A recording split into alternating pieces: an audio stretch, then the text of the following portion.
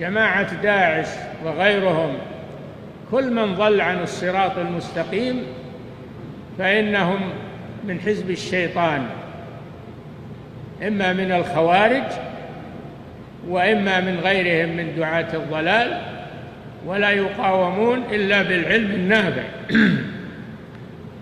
هؤلاء من الذين قال الله فيهم جاهد الكفار والمنافقين، هؤلاء يكونون في صف المنافقين لأنهم يدعون الإسلام ويعملون ببعض الشعائر الدينية، ولكنهم دعاة ضلال، ولا يقاومون إلا بالعلم النافع والرد على شبهاتهم وأباطيلهم.